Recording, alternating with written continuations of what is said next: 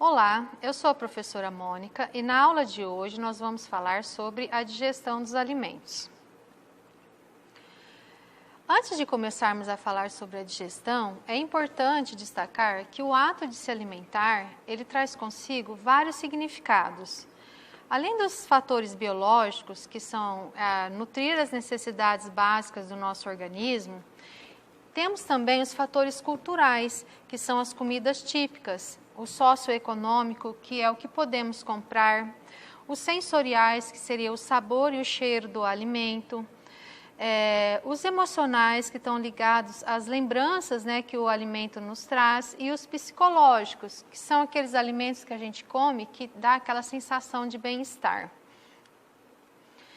Assim, podemos concluir que as nossas escolhas alimentares, elas dependem primeiramente do acesso e da disponibilidade do alimento, mas também do que se conhece, aprende e sabe sobre determinado alimento.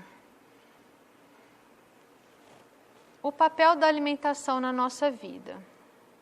Aqui nós temos a alimentação em várias situações, em comemorações e reuniões familiares.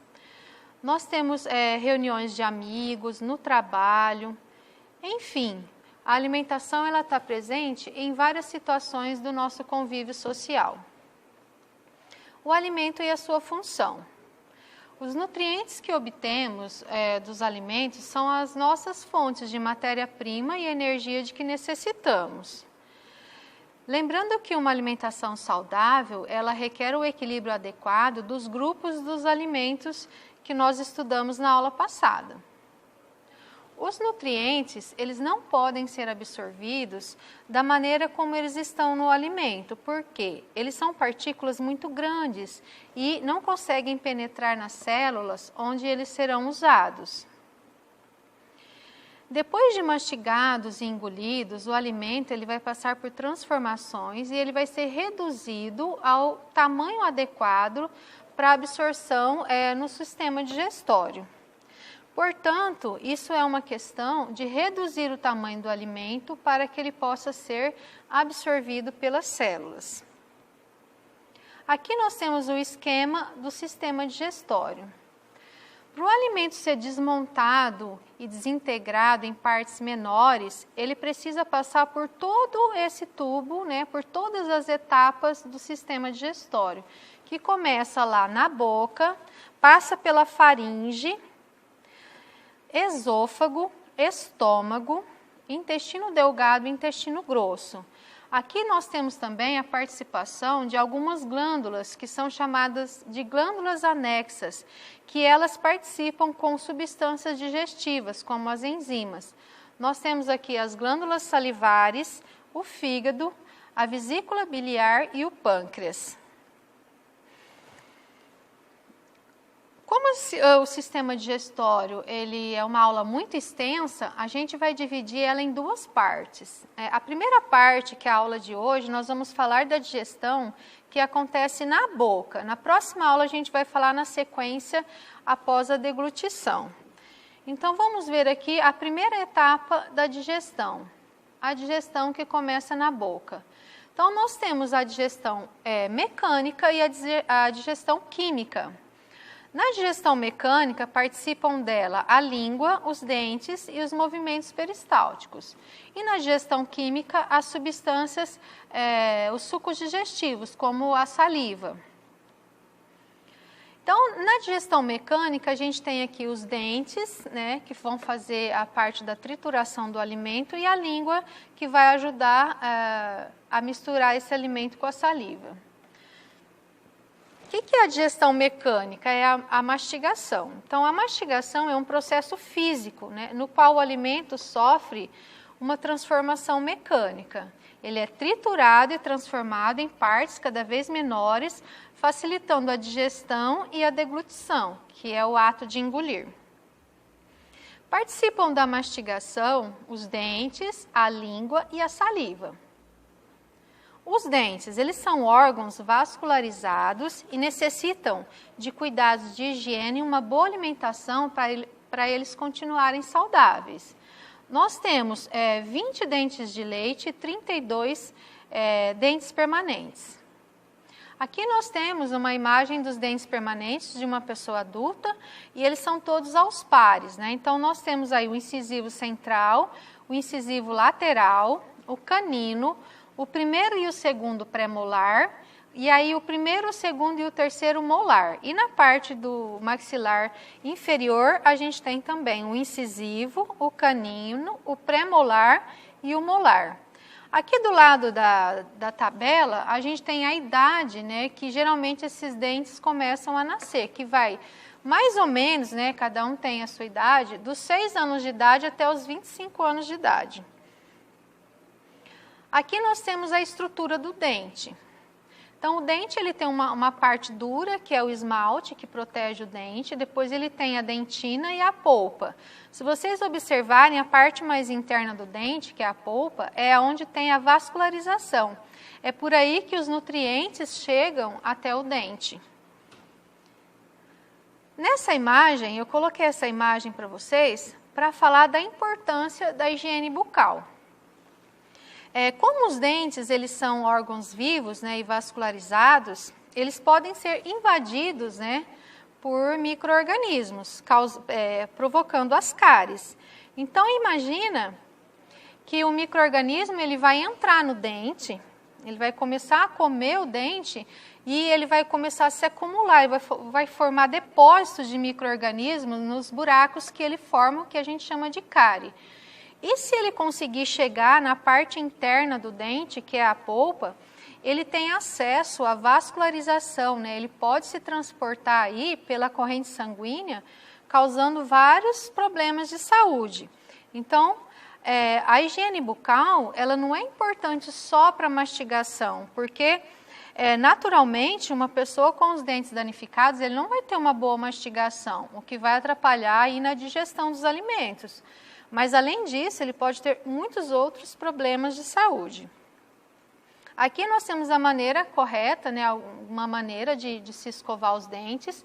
Lembrando que os dentes eles devem ser escovados após todas as refeições, né, para a gente evitar o acúmulo de resíduo de alimento no dente, que é o que favorece o crescimento acelerado aí dos micro-organismos. Qual a participação da língua, né, que faz parte da digestão mecânica aí no processo de digestão? A língua ela é um órgão que ajuda o alimento a se misturar com a saliva e na deglutição, que ela facilita também o ato de engolir. Além disso, na língua são encontradas as papilas gustativas, que são responsáveis pela percepção do sabor nos alimentos. Aqui a gente tem uma demonstração de que cada área da nossa língua, ela percebe um sabor específico. Então, ali na primeira a gente tem o doce na ponta da língua, o azedo nas laterais da língua, o salgado, né, contornando a parte da frente, a ponta da língua, o amargo no fundo da língua e o umami que pega a língua toda. As glândulas salivares.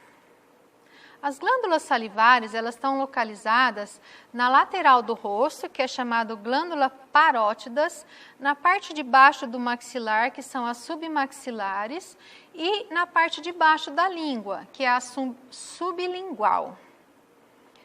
Qual a função da saliva? A saliva, ela tem várias funções, né? Uma das funções é a função microbiana. Ela protege os dentes contra os micro-organismos. Ela facilita a mastigação, a deglutição e a gustação, lubrifica e dilui o alimento. Além disso, ela tem a função digestiva, porque ela tem uma substância chamada amilase salivar, que começa a digestão do amido, que é uma substância presente nos carboidratos, e também do glicogênio, que está presente nos açúcares. Essa enzima, né, a amilase salivar, ela quebra a molécula de amido, transformando numa molécula menor chamada maltose. Então, aqui nesse slide a gente tem o esquema de uma molécula de amido, né, que tem 4 partes, sendo quebrada pela enzima, pela amilase salivar, e ela reduz ela a 2 partes, que é chamada de maltose. Então, aí ela já vai quebrando, né, as partes do alimento. A deglutição. Esse alimento, né, que foi misturado com a saliva, agora ele se chama bolo alimentar, né? Ele muda de nome, ele não é mais o mesmo alimento que você introduziu na sua boca. Agora ele se chama bolo alimentar. A deglutição do bolo alimentar é um interessante mecanismo que envolve alguns músculos, né, como o da língua, que empurra o alimento em direção à faringe. A faringe é um órgão que pertence tanto ao sistema digestório quanto ao sistema respiratório. Aqui nós temos o desenho da faringe.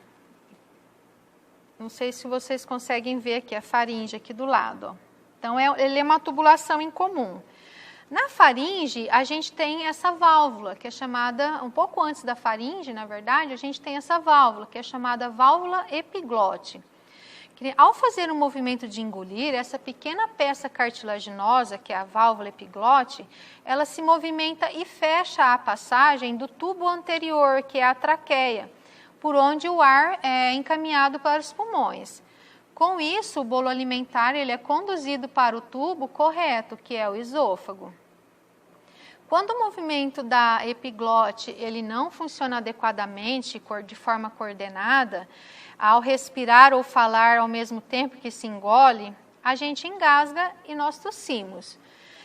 A tosse é um movimento reflexo de defesa do nosso organismo, que com golpes bem fortes de ar, ele empurra, né, aquele alimento que entrou em direção aos pulmões.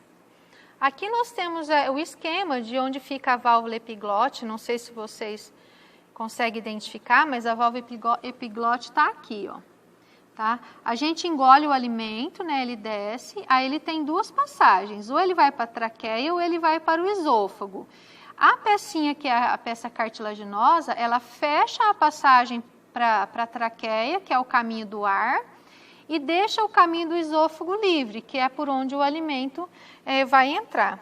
Nesse novo slide, eu coloquei os dois aparelhos para vocês terem uma ideia que um fica na frente do outro, né? Então, a parte respiratória está na frente e atrás a gente tem a tubulação do esôfago e a epiglote fica controlando aí essa passagem do ar para os pulmões, do alimento para o esôfago.